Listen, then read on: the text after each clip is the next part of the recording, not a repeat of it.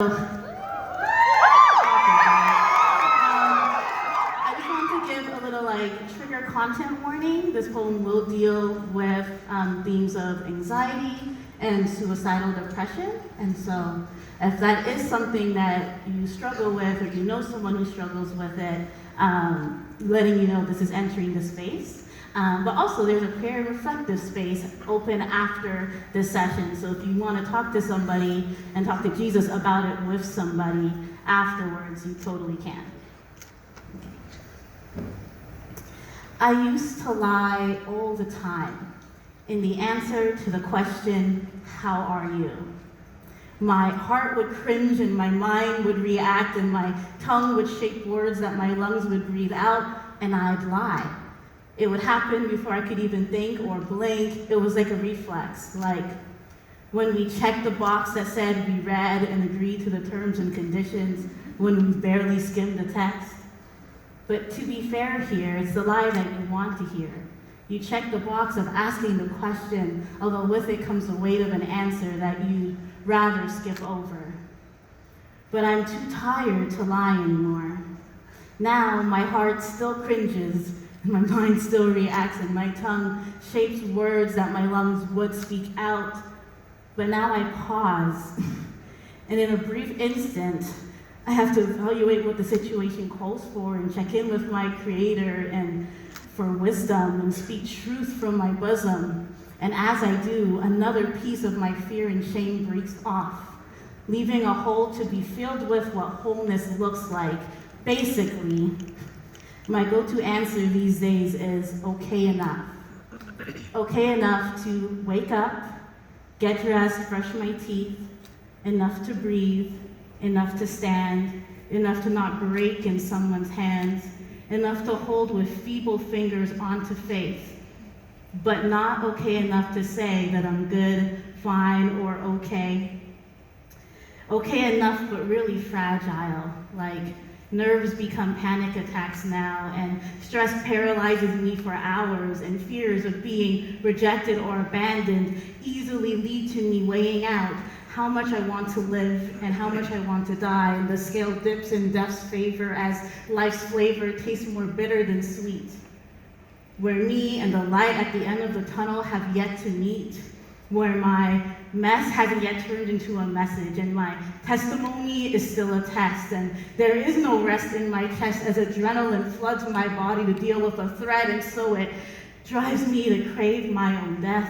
Ironic, isn't it? Fragile. I'm okay enough to not act on these thoughts, but not okay enough to not think them so easily. I wasn't always this fragile. I wasn't always so needy. I wasn't always so broken. I wasn't always so dependent. I wasn't always so authentic. I wasn't always so real. I wasn't always so free.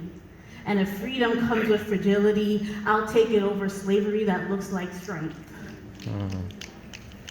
Whew. My freedom may be fragile, but it's true. Truer than the superficial strength I once projected to you. You who never saw my chains because they glittered like jewels, but sparkly shackles of success are only gold for fools. Sparkly shackles of success are only gold for fools. Give me failure, so that I can remember that there is no correlation between my worth and what I achieve, because I'm an ambassador for a kingdom where there is no meritocracy. So what I'm worth and what I deserve equate to receiving mercy. Success taught me that love could be earned. Failure forces all of that to be unlearned, that I am loved with no because, just because.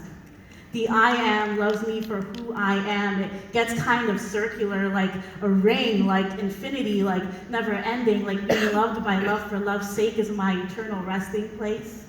Like being loved by love for love's sake is your eternal resting place. And do you know what this means?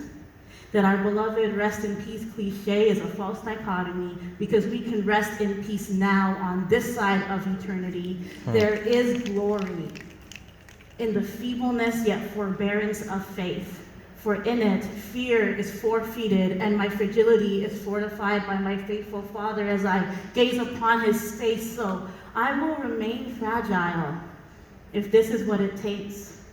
If the only way that I'll breathe in tandem with his heartbeat is if I otherwise cannot breathe at all, I'll stay here.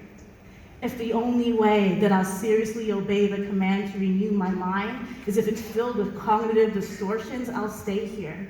If the only way I'll humble myself to cast my cares on him is if it's these cares I carry, I'll stay here. I'll stay, I'll remain, I'll abide. Maybe this is what authentic, abundant abiding looks like, so that others may eat the fruit that this fragility bears and meet the gardener in faith. It looks like flourishing and fragility are yet another paradox to embrace. So the next time you see me face to face and ask me, how are you? I'll tell you the truth, because fragility frees me to. Thank you.